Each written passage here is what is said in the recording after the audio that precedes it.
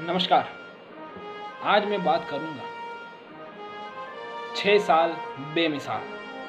हाँ, 6 साल बेमिसाल नरेंद्र मोदी जी के 2014 से लेकर 2020 तक जो काम और इंडिया को इतनी तरक्की कराई, उस पर मैं आपसे बात करूंगा। आज इंडिया जहां भी है, कुछ भी है, वो सिर्फ नरेंद्र मोदी जी की वजह से है। उन्होंने देश के लिए क्या किया, कितना किया, वो मैं आपको दिखाऊंगा। आज मैं बात करूंगा वो इस 6 साल में जो कुछ किया, आज इंडिया को इतना टॉप पे पहुंचाया। आज देश, ये हमारा इंडिया सभी देशों के लिए एक उम्मीद बन चुका है, एक प्रेरणा बन चुका है। क्या कुछ नहीं किया, स्वच्छता से लेकर स्वदेशी अभियान तक सब कुछ आज हम डिस्कस करेंगे। जी, पहला, स्वच्छ भारत मिशन, एक ऐसा मिशन, क्लीन इंडिया मिशन कि जो स्वच्छता में दुनिया में हमारा नाम कर सके। और किया कई जगहों पे, कई देशों में इस अभियान की तारीफ हुई और इसकी शुरुआत हुई 2014 में, जब पहली बार प्रधानमंत्री नरेंद्र मोदी जी प्रधानमंत्री बने और उस लाल किले पर ध्वजारोहण किया 15 अगस्त 2014। तब ऐलान किया कि हम स्वच्छ भारत मिशन की स्थापना कर रहे हैं। गांधी जी के संकल्प को हम आगे बढ़ा रहे हैं। और हाँ, आज इसी के लिए स्वच्छ भारत मिशन की मैं बात करने जा रहा हूँ। आज स्वच्छ भारत मिशन हम सब का एक मिशन बन चुका है। बच्चों से लेकर बुजुर्ग तक स्वच्छ भारत मिशन की तारीफ होती है। कोई कूड़ा पड़े तो बच्चे कहते हैं, अंकल अंकल क्या कर रहे हो, स्वच्छ भारत मिशन चल रहा है, भाई उठा लो ये कूड़ा, फेंको, ये थैली फेंको। हाँ, ये बदलाव आया है और वो आया है स्वच्छ भारत मिशन की वजह से। ये लॉन्च हुआ 2 अक्टूबर 2014 गांधी जयंती के इस खूबसूरत अवसर पे इसको लॉन्च किया गया, इसका स्थापन किया गया और संकल्प लिया कि इस देश को स्वच्छ बनाना है, इस देश को स्वच्छ बनाना है। और इस संकल्प से आज हम सब चल रहे हैं। हम सब इसके लिए आभार मानते हैं नरेंद्र मोदी जी का कि उन्होंने इस मिशन को स्थापित किया। हम आभार मानते हैं गांधी जी का, जिसने ये संकल्प लिया था और इस संकल्प की मदद से मोदी जी ने ये ऐलान कर दिया कि हम स्वच्छ भारत मिशन की स्थापना करेंगे। हाँ, और इस मौके पे मैं आभार मानता हूँ मेरे देशवासियों का, जिसने ये साथ सहकार दिया और आगे बढ़ाया इस मिशन को। आभार। हम दूसरी बात करते हैं make in India project, make in India initiative. एक ऐसा प्रोजेक्ट, एक इतना बड़ा प्रोजेक्ट जिसने एक कहे तो स्वदेशी मिशन की तरह ही था। सभी देशों के मैन्युफैक्चरर्स, इंडस्ट्रियलिस्ट सबको बुलाया और कहा कि नहीं, हमारे इंडिया में बनाइए, आपकी चीज़ें बनो, अब हमारे इंडिया में आपकी चीज़ें बनाइए, प्रोडक्शन कीजिए, हम आपके साथ है, इंडिया की सरकार आपके साथ है। और ये मिशन सक्सेसफुल हुआ। कई मिशन रहे, magnetic Maharashtra, vibrant Gujarat, meet Odisha, ऐसे बहुत सारे। जो ऐसे बात करें फेस्टिवल्स की, तो यहाँ पे हुए। और ये किसके अंतर्गत हुए? मेक इन इंडिया के प्रोजेक्ट के अंतर्गत। ये भी मोदी जी का बहुत बड़ा उपहार है हमारे लिए कि ये मिशन को चलाया और इस मिशन को आगे बढ़ाया। आज पूरा देश जानता है ये मिशन सबके लिए कितना ज़रूरी बन चुका है। आज ये मिशन पूरे इंडिया को एक नए भारत की ओर ले जा रहा है। आज ये मिशन सबके लिए एक सर का मिशन बन चुका है। अब मैं बात कर रहा हूँ योगा।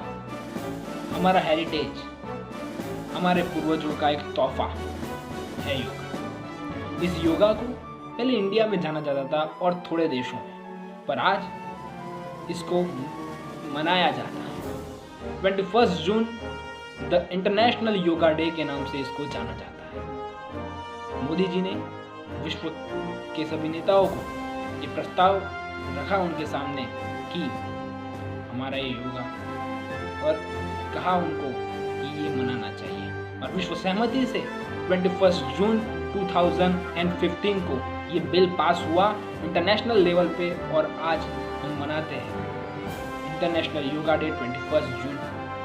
एक गिफ्ट है हमारे मोदी जी की पूरे विश्व को, एक गिफ्ट है हमारे पूर्वजों की पूरे विश्व को।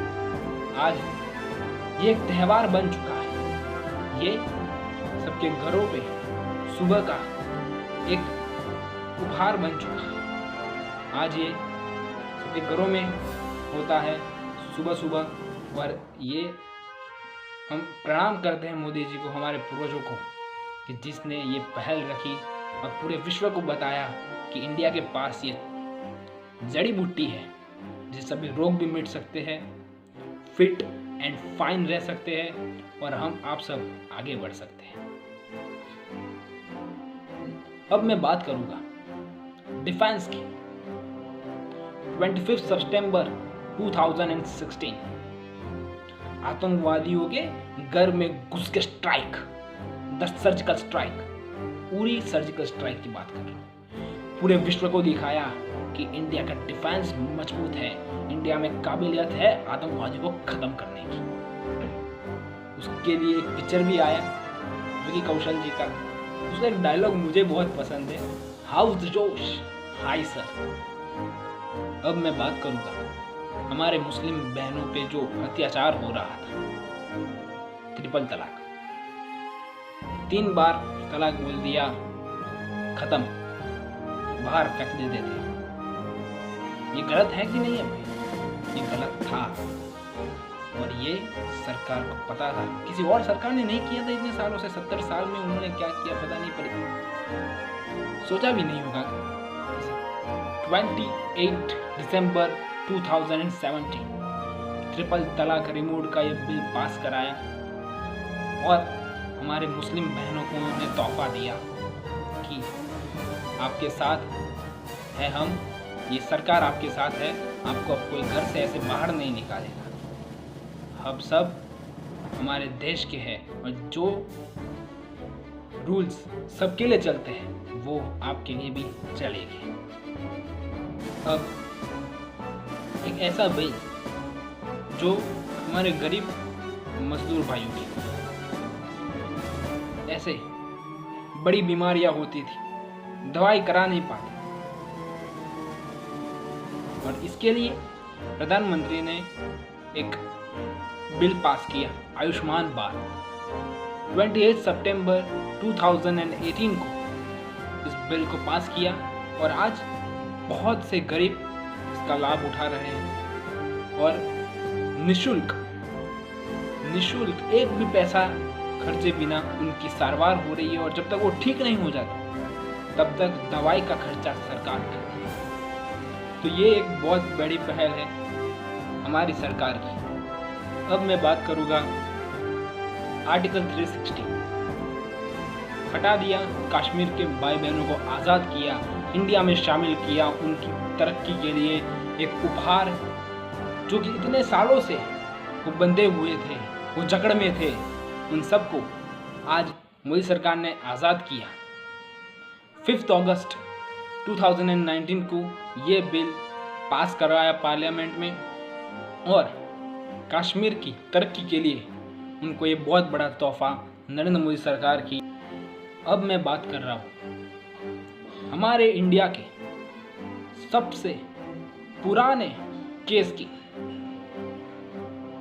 हाँ, राम जन्मभूमि अयोध्या मंदिर।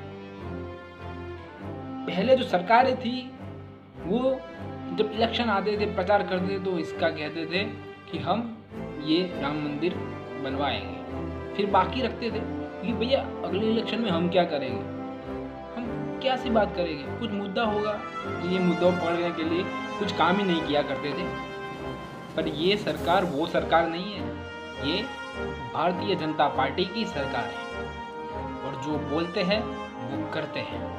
हाँ, 2 नवंबर 2019 को ये बिल पास कराया राम जन्मभूमि का। हाई कोर्ट में जस्टिस रंजन गोगोई ने ऐलान किया कि हाँ, ये राम जन्मभूमि थी और बहुत सारे अवशेष मिले थे कि मंदिर को तोड़ के मस्जिद बनाया गया। और आज हमें एक गर्व के साथ कहना पड़ रहा है कि हमारी मोदी सरकार ने हमें ये तोहफा दिया। राम जन्मभूमि पे अयोध्या मंदिर बनेगा और विशाल मंदिर बनेगा और हमारे सपनों को उन्होंने साकार किया।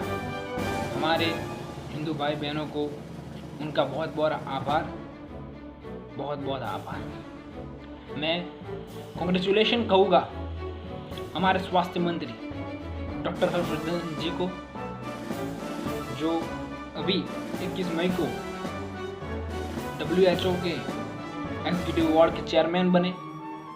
उनको बहुत बहुत आभार। और हम सबका साथ है, हम पूरे देश की ओर से हम उनको आभार करते हैं, हम वो कॉन्ग्रेचुलेशन कहते हैं। और जाते जाते पंक्ति मोदी जी ने लिखी है, 1-2 पंक्ति सुना देता हूँ उस कविता की। सौगंध मुझे इस मिट्टी की, मैं देश नहीं मिटने दूंगा, मैं देश नहीं मिटने दूंगा। मुझे कसम है भारत माँ को, तेरा शीश नहीं झुकने दूंगा। सौगंध मुझे इस मिट्टी की, मैं देश नहीं मिटने दूंगा। तब तक धन्यवाद। आपने मेरा एपिसोड 4 देखा फनी टाइम विद श्रेय भट्ट। लाइक करिए, शेयर करिए, सब्सक्राइब करिए और नोटिफिकेशन घंटी बजा दीजिए। और भी वीडियोस आपके लिए लेकर आऊँगा। और मेरे दूसरे दोस्तों जो मुझे यूट्यूब पर नहीं देखते और दूसरे सोशल मीडिया के अकाउंट पे भी देखते हैं, तो यूट्यूब में जाइए और फनी टाइम विद श्रेय भट्ट को सर्च कीजिए और सब्सक्राइब कीजिए। तब तक के लिए धन्यवाद।